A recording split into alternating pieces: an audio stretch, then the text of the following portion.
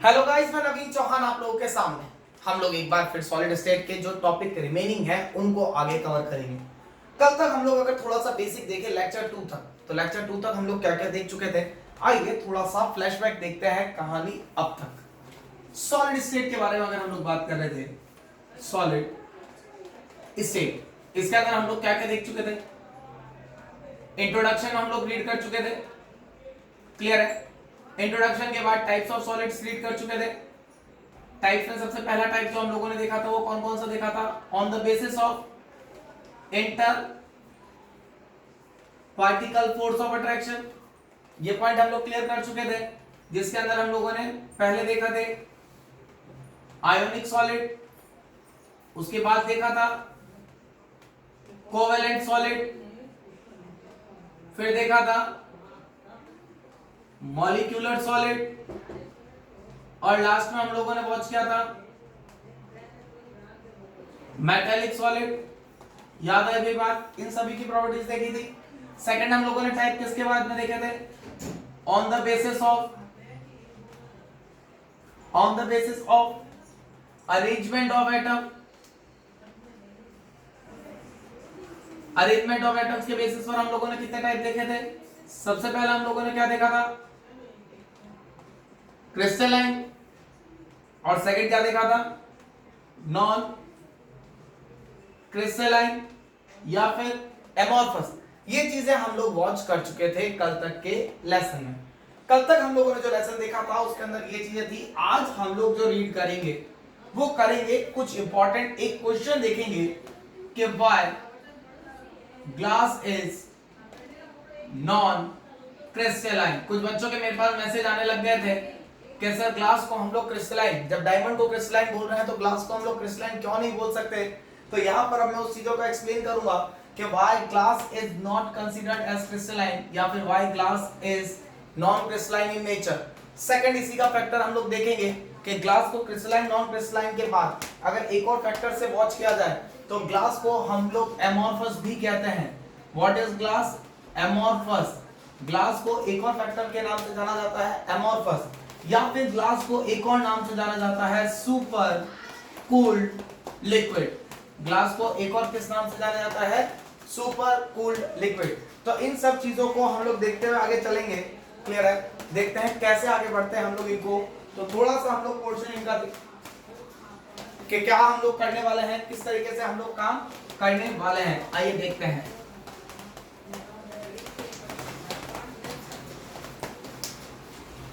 सबसे पहले स्टार्टअप ही क्वेश्चन से लेते हैं। क्वेश्चन आपको दे रखा है, why glass is considered as super cooled liquid। Glass को हम लोग सुपर कूल लिक्विड क्यों बोलते हैं, why glass is considered as the super cooled liquid. बात आती है इन वर्ड्स की कि ये आखिरकार है क्या मतलब इसका सुपर कूल्ड लिक्विड का। हम लोग एक काम करते हैं, मान लीजिए ग्लास को आप लोगों ने कभी भी किले वगैरह में आप लोग गए होंगे या फिर कोई भी पुरानी हमारे घर की खिड़कियां देखी होंगी या फिर आपके घर की अलमारी वगैरह आप लोगों ने ऑब्जर्व की होगी। इन अलमारी वगैरह पे आपके पास क्या होता है कि जब भी आप इनको ऑब्जर्व करते हैं, क्लियर है, तो क्या सिनेरियो हमारे पास देखने को मिलता है वो चीज हम लोग देखेंगे अभी डायग्रामेटिकली।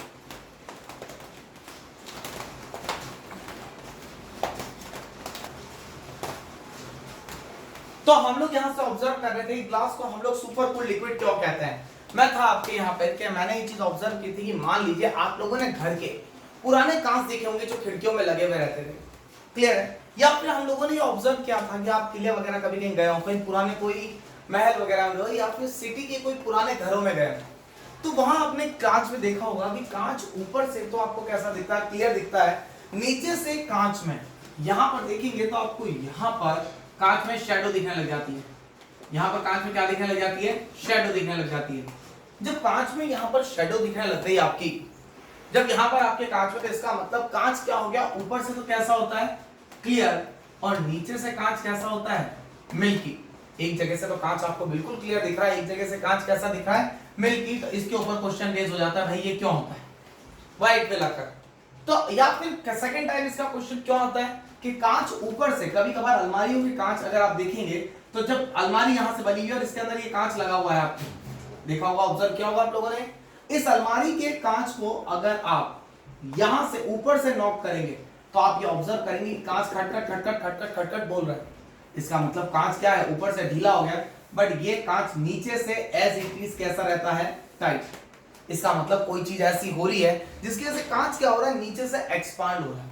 कांच नीचे से एक्सपांड हो रहा है, इसका मतलब कांच क्या हो रहा है, नीचे से फैल रहा है। कुछ ये तरीका, इतना नहीं फैलता है, ये तो मैंने यूं ही, this are called as Marwari झूना लगता, क्लियर है, ये मैंने ज्यादा फैला दिया है, इतना कांच नहीं फैलता है। अगर हम लोग बात करें तो कांच जब ऊपर से नीचे हम लोग पार्टिकल्स को देख रहे हैं तो ये फैल रहा है। या फिर सबसे बेस्ट एग्जांपल अगर आप इसका ऑब्जर्व करते हैं तो आपको मिलेगा सिटी बस में। सिटी बस के कांच जो होते हैं खिड़कियों के, वो देखेंगे कि ऊपर से तो बिल्कुल क्लियर दिखते हैं, नीचे से इतने धुंधले दिखते हैं कि आपको आर पार दिखता ही नहीं है। ट्रेन के कांच आप देख सकते हैं, ट्रेन के कांच में भी यही सीन देखने को मिलेगा। बात आती है आखिरकार ये होता क्यों है। सिंपल सा एग्जांपल के तौर पर अगर मैं आपको समझाऊं कि आखिरकार ये चीजें क्यों होती हैं, तो सबसे पहला पॉइंट लेते हैं हम लोग। सबसे पहली बात करते हैं हम लोग के एक छोटा सा ही एग्जांपल के तौर पर। मैंने आपसे कहा कि मेरे को ठंडा पानी चाहिए, आप लोगों ने मुझे ठंडा पानी लाके दिया। मैंने बोला यार इतना नहीं, थोड़ा और ठंडा पानी चाहिए। आपने बोला ठीक है सर, थोड़ा और ठंडा पानी दे देते हैं। आपने फ्रिज से बोतल निकाल के दे दी। मैंने बोला नहीं यार, मुझे और ज्यादा ठंडा पानी चाहिए। तो आपने बोला कि सर किस तरीके का पानी चाहिए, आप बताओ तो सही, तब तो हमारे समझ में आएगा। तब मैंने बोला कि मुझे बर्फ की तरह चिल्ड वाटर चाहिए। क्या चाहिए मुझे, बर्फ की तरह चिल्ड वाटर। तो अब मैंने क्या बोला, मांगा क्या आपसे, पानी, और मैंने मांगा किसकी तरह, chilled, just like as the ice. तो आइस कैसा फॉर्म है, सॉलिड, और वाटर कैसा फॉर्म है, लिक्विड। जब भी कोई सॉलिड लिक्विड की प्रॉपर्टी शो कर रहा है तो हम लोग उसे कहते हैं सुपर कूल्ड लिक्विड, और जब कोई लिक्विड कोई सॉलिड की प्रॉपर्टी शो कर रहा है तो उसे कहते हैं सुपर कूल्ड सॉलिड। आइए इस चीज को एक्सप्लेन करते हैं कि जो चीज मैंने बोली कि कैसे आइस सॉलिड दिखने के बावजूद भी लिक्विड की प्रॉपर्टी शो करता है, उस चीज को हम लोग एक्सप्लेन आउट करते हैं। देखते हैं कैसे। सॉलिड आप लोग जो मानते हैं वो कैसा मानते हैं, सॉलिड जो होगा कोई भी पार्टिकल, उसके अंदर ये कुछ अरेंजमेंट होता है पार्टिकल्स का अरेंजमेंट कुछ यहीं पे होगा,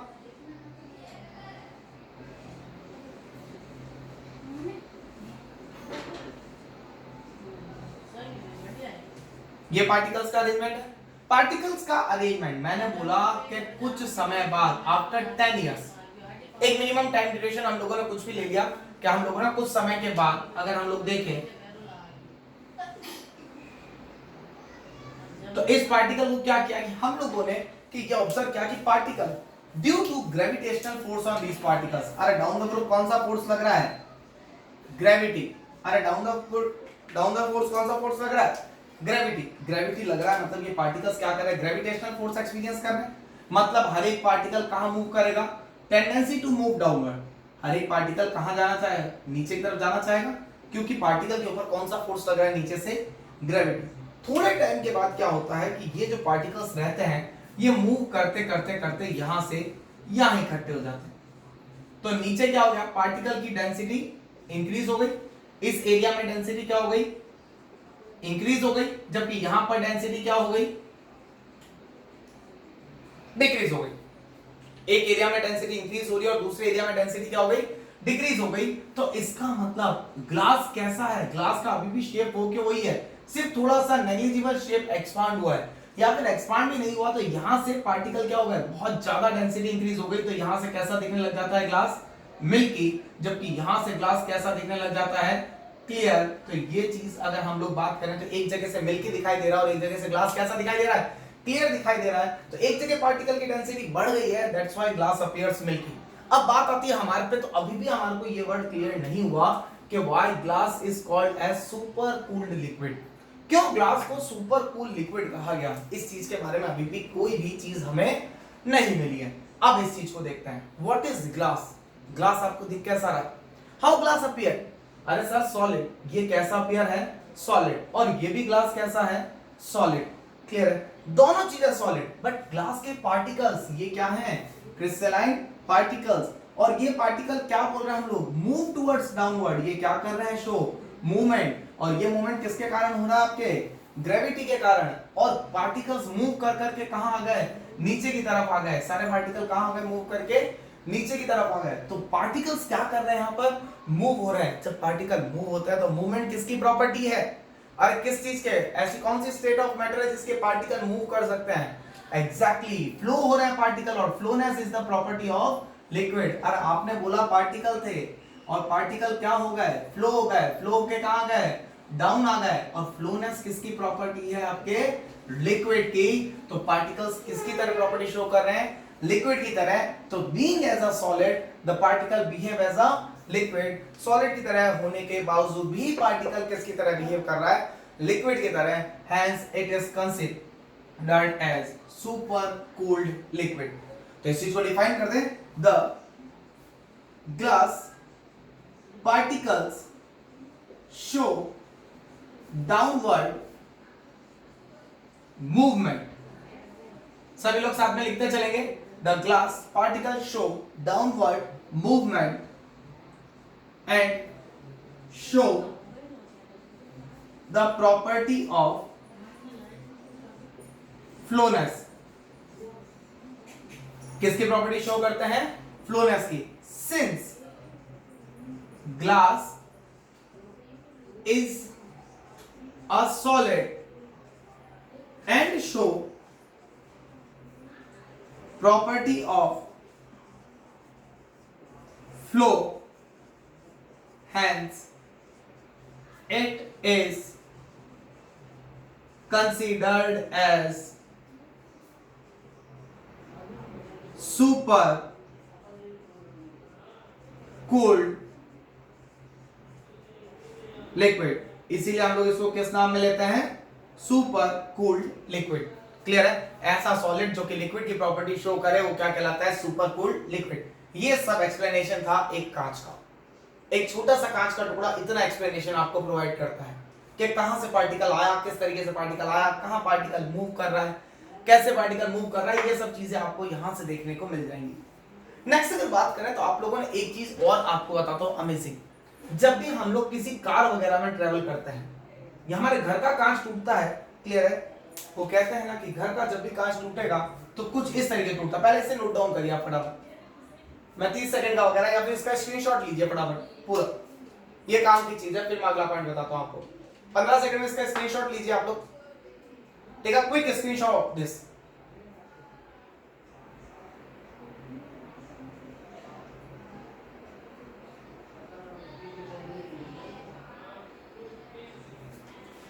चलिए स्क्रीनशॉट आपने ले लिया होगा, इतना टाइम काफी होता है स्क्रीनशॉट लेने के लिए। कुछ बच्चे घर पे पेंटिंग करने बैठे होंगे कि बोले सर हम भी कांच बनाएंगे। चलिए हम लोग देखते हैं इसको कैसे। यहां से बात करते हैं अगर हम लोग, तो ग्लास को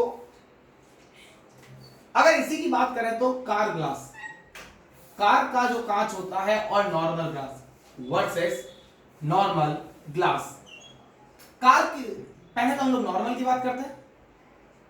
नॉर्मल ग्लास को अगर देखें तो ये हमारे पास कांच का टुकड़ा था, इसको मैंने तो फेंक दिया नीचे, ठीक है, और या फिर किसी एक्सीडेंटल पार्टिकल से ये टूट गया, ठीक है कि नहीं। तो ये कैसे ब्रेक होगा, अरे भाई यहां पर आपने कुछ हिट किया, यहां से ये पोर्शन, ये पोर्शन, ये पोर्शन, ये पोर्शन, ये पोर्शन, ये पोर्शन, ये पोर्शन और ये पोर्शन, कुछ इस तरीके से तोड़ सकते हैं। और ज्यादा तोड़ो, मजा आ रहा है तोड़ने में, ये भी पोर्शन, ये भी पोर्शन, और ज्यादा तोड़ो, और ज्यादा मजा आ रहा है।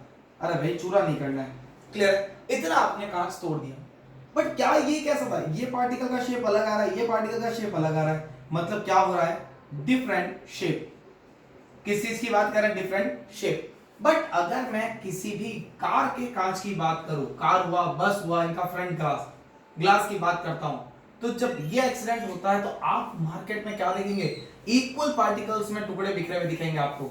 अरे रोड पे जब पार्टिकल्स दिखेंगे तो आपको कैसे दिखेंगे, बहुत इक्वल पार्टिकल्स, सभी कुछ साइज क्या होगा, इक्वल। मतलब ये पार्टिकल इस तरीके से नहीं टूटता। क्यों, सोचिए थोड़ा सा कि हाँ ये पार्टिकल इस तरीके से, हाँ सर ये हमने देखा ये पार्टिकल इस तरीके से तो नहीं टूटता। ये इसलिए नहीं टूटता क्योंकि कार के कांच में जो पार्टिकल्स होते हैं उनके बीच में गैस भरी हुई होती है, उनके बीच में क्या भरी हुई होती है, गैस भरी हुई होती है, और इसी गैस के कारण ये पार्टिकल ब्रेक डाउन नहीं होते, और जब ये पार्टिकल ब्रेक डाउन होते भी हैं तो ये पार्टिकल क्या जाएंगे आपके एक इक्वल पोर्शन में जाएंगे। इसीलिए एक्सीडेंट के टाइम कार का कांच एक साथ पूरा टूटता है, या फिर टूटता ही नहीं, यहाँ पे लचीलापन आ जाता है थोड़ा सा, आप कांच में देखेंगे, क्योंकि उसके अंदर क्या भरी होती है, गैस भरी होती है, जबकि हमारे घर के कांच में गैस भरी हुई नहीं होती है। ये था एक छोटा सा topic, why glass is considered as super cool liquid. ये था आपका इंट्रोडक्टरी पार्ट, जिसके अंदर हम लोगों ने टाइप्स ऑफ क्रिस्टल्स पढ़े, ठीक है, सॉलिड, लिक्विड, आपके हम लोगों ने देखा कि सॉलिड्स क्या होते हैं, क्लियर है, कितने टाइप के सॉलिड्स पढ़े, आयनिक solid, molecular solid, covalent solid और मेटेलिक सॉलिड। देन इसके बाद हम लोगों ने पढ़ा क्रिस्टलाइन और नॉन क्रिस्टलाइन, और फिर हम लोगों ने क्या देखा कि glass is considered as the super cooled liquid. Glass किसकी तरह कंसीडर कर रहा था, super cooled liquid. Now move towards some of the definitions of solid state. कुछ जनरल डेफिनेशंस की अगर हम लोग बात करें, पहला पॉइंट अगर हम लोग बात करते हैं जनरल डेफिनेशंस, सबसे पहले पॉइंट की बात करते हैं हम लोग,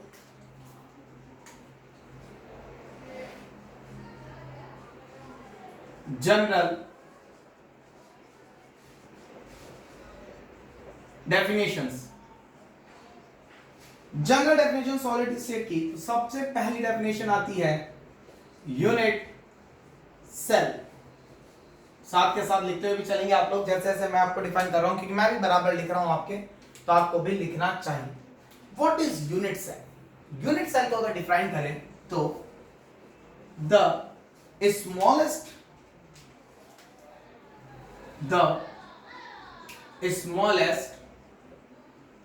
structural unit by repetitive arrangement of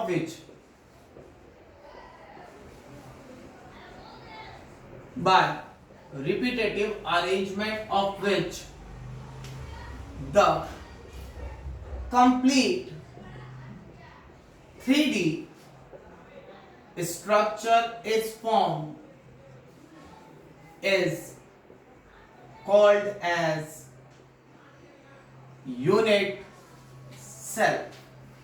एक ऐसी स्मॉलेस्ट यूनिट जिससे आपका कंप्लीट 3D स्ट्रक्चर बन जाए, वो क्या कहलाती है, आपके unit cell. Complete 3D structure बनाना है तो वो सबसे छोटी यूनिट क्या कहलाएगी, यूनिट सेल। आप एक चीज का यहां पर ध्यान रखेंगे, I am not talking about the atom. मैं एटम के बारे में नहीं बोल रहा हूं, मैं ये नहीं कह रहा हूं कि एटम ही क्या है, यूनिट सेल है।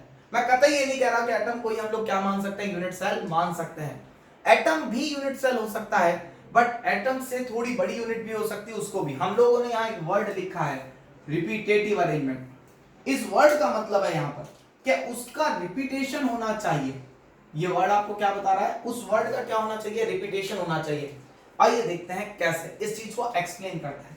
मैंने क्या किया, एक ब्रिक ली। इस ब्रिक को मैंने, ये क्या था मेरे पास, एक छोटी सी ब्रिक थी, एक ईंट ले ली। इस ब्रिक को मैंने जमाया और मैंने क्या बना दी, एक लाइन बना दी पूरी।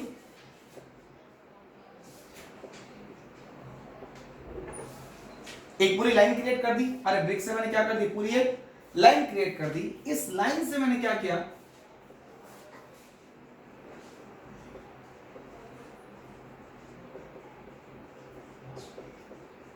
वॉल बना दी मैंने पूरी। अरे इसी ब्रिक से क्या बन गई, पूरी मेरी वॉल बन गई। और इस वॉल से हम लोग क्या करते हैं, पूरा घर बनाएंगे हमारा। Very good. हर झोपड़े के पीछे एक पेड़ होता है, ठीक है, पीछे पहाड़ होते हैं।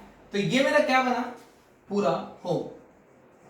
मेरा घर बना किससे, इस ब्रिक से। मतलब अगर मैं इस ब्रिक को रिपीटेटिवली अरेंज करता गया, मेरे पास ब्रिक का रिपीटेशन करता गया, तो ब्रिक से मेरे को क्या मिल गया, लाइन। अरे भाई ब्रिक्स की लाइन बन गई, आपने कभी अपना मकान बनते हुए देखा होगा, तो लाइन बनी। लाइन से क्या बना, हमारा वॉल बना, और वॉल से क्या बना, मेरा घर बना। मतलब इस ब्रिक के ही रिपीटेशन से मेरा क्या बन गया, अगर मैं इसी को रिपीटेशन में डालूं तो मेरे को क्या मिल गया, घर। तो ये ब्रिक मेरे क्या हो गई, unit cell. What is this brick, unit cell. मतलब एक ऐसी यूनिट जिसको अगर मैं रिपीट करता जाऊं तो मुझे क्या मिल जाए, कंप्लीट 3D स्ट्रक्चर मिल जाए। मुझे बनाना क्या था, घर बनाना था। मैंने बनाया किससे, ईंटों से बनाया। तो मेरे को जो ईंट है वो क्या कहलाती है, unit cell. Is it clear? Unit cell जो कहलाया वो आपको क्या कहलाई? Brick. This brick is considered as the unit cell, क्योंकि इसी के रिपीटेटिव एलिमेंट से आपको क्या मिल गया? कंप्लीट 3D स्ट्रक्चर आपका फॉर्म हो गया। नेक्स्ट अगर बात करें तो चलिए अब थोड़ा सा और आगे बढ़ते हैं। आप लोगों ने मैच बॉक्स देखा होगा, अरे माचिस का पूरा पूरा मैच बॉक्स, ठीक है? कौन सा वाला? बड़ा वाला पूरा 10 रुपए वाला, ठीक है? कोई बोल रहा होगा सर हमारे यहाँ 20 रुपए में आता है। नहीं भाई, महंगा लाते हो, 10 नहीं आता है, ठीक है? इस पूरे की अगर हम लोग बात करें तो इसके अंदर छोटी छोटी माचिस की पेटियां आती हैं, क्लियर है? अगर मैं बात करूं तो पेटियां को डेफिनेट अरेंजमेंट में अरेंज रहती है, उन पेटियों के अरेंजमेंट से ही कंप्लीट मेरा 3D स्ट्रक्चर बन जाता है।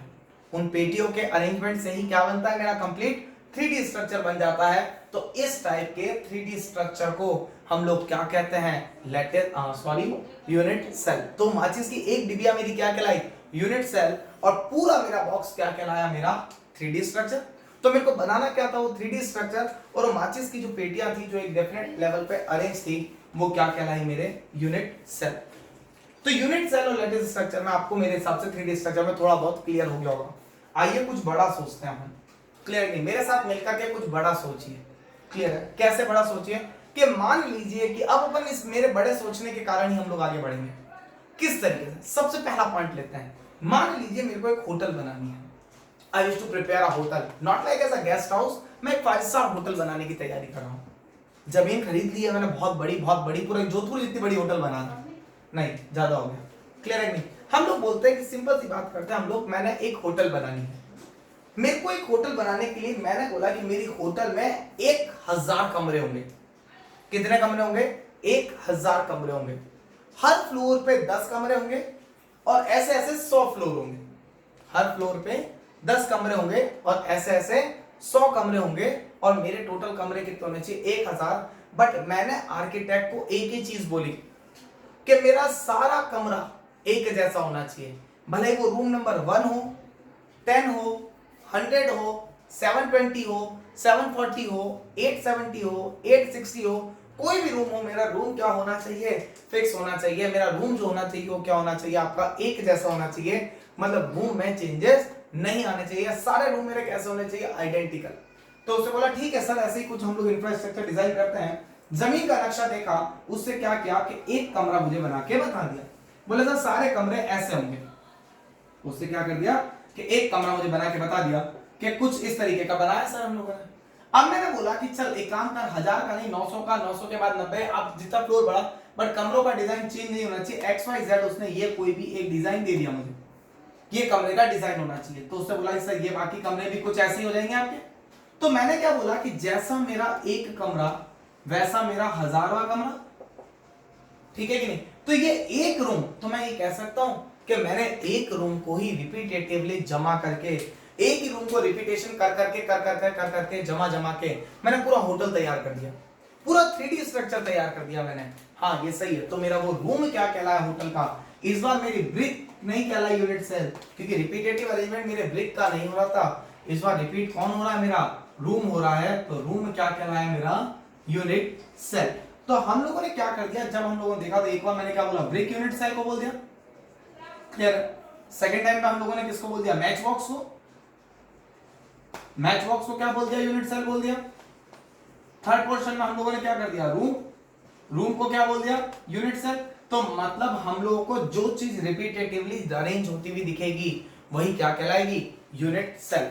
ये था लेक्चर आज का। अभी और भी काफी सारी डेफिनेशंस बाकी हैं। कल का लेक्चर हम लोग स्टार्ट करेंगे लैटिस पॉइंट से, कि आखिरकार लैटिस पॉइंट्स क्या होते हैं। आज के लेक्चर को थोड़ा बहुत वापस रिवीजन में लेते हैं। हम लोगों ने आज क्या क्या पढ़ा? सबसे पहले हम लोगों ने पढ़ा ग्लास के बारे में। What was glass? हम लोगों ने देखा कि ग्लास को हम लोग किस नाम से, ये कहानी अब तक ग्लास। हम लोगों ने आज के लेक्चर में क्या देखा? क्लियर है कि व्हाट इज ग्लास? ग्लास को हम लोगों ने बोला सुपर कूल्ड लिक्विड। क्यों बोला? क्योंकि show the property of liquid. Clear है? इसके बाद हम लोगों ने देखा, ग्लास के बाद हम लोगों ने इसको एमोर्फस सॉलिड वगैरह बोला, और ग्लास के बाद हम लोगों ने डेफिनेशंस देखी यूनिट सेल की। अब आता है, ये तो थी कहानी अब तक। अब हम लोग कल क्या देखने वाले हैं?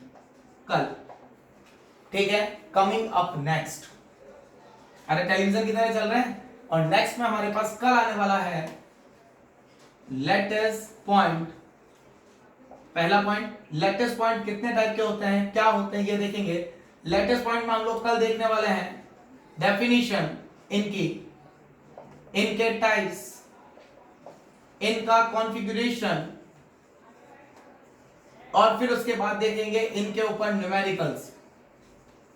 और इस चैप्टर में पेंडिंग जो चीजें आएंगी डेफिनेशंस में, वो आएगी इंडाइसेस, इंटर फेशियल एंगल्स। और जो इन चीजों में देखेंगे हम लोग इंडाइसेस, इंटरफेशियल एंगल्स के बाद और भी बहुत सारी चीजें हम लोगों को यहाँ पर देखने को मिलेंगी।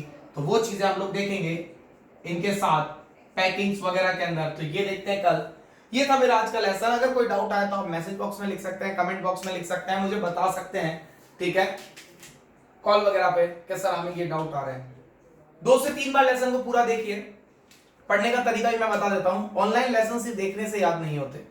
ऑनलाइन लेसन के लिए सबसे प्लस पॉइंट होना चाहिए, आपके पास कॉपी पेन होना चाहिए। आप कॉपी पेन लेके बैठेंगे तो ही काम कर पाएंगे। मैं बोलता जाऊंगा, मैं भी बोर्ड पे लिखता जा रहा हूं, आप भी उन चीजों को लिखते जाएं ताकि आपके नोट्स भी प्रिपेयर होते जाएं। जैसे ही आपके नोट्स वगैरह सब कुछ प्रिपेयर होंगे, आपके पास कॉपी पेन पूरा होगा, ठीक है, तो आपको ऐसा लगने लगेगा कि हम लोग क्लास में ही बैठे हैं। Don't break the class in between the sessions. Clear है? आप लोग इधर उधर उठ के मत जाइए। ऐसा नहीं है हमारे को कोई कुछ कहने वाला नहीं है तो हम लोग मोबाइल देखते हुए मर्जी आया जा सकता है, नहीं। इस बार मोबाइल को समझिए, आप अपना व्हाइट बोर्ड या ब्लैक बोर्ड और मोबाइल को टेबल पे सामने रखिए। Turn off the rest of the messages just like as Facebook, Instagram, WhatsApp वगैरह, इन सबसे गेट रेड। जब पढ़ने बैठ रहे हैं तो सिर्फ इन्हीं चीजों का ध्यान रखना है कि पढ़ाई कैसे करनी है। नेक्स्ट फिर आप इससे देखिए, कोई डाउट्स आए तो मेरे से पूछिए और पूरा कंसंट्रेट होकर के पढ़िए। ये था मेरा आज का लेसन। कैसा लगा लेसन आप मुझे जरूर बताइएगा। क्लियर है? आई होप कि सभी को ठीक लगा होगा।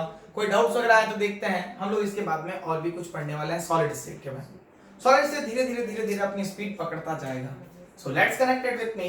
Thank you so much for all of you. Thank you so much to all of you for attending my class. Thank you.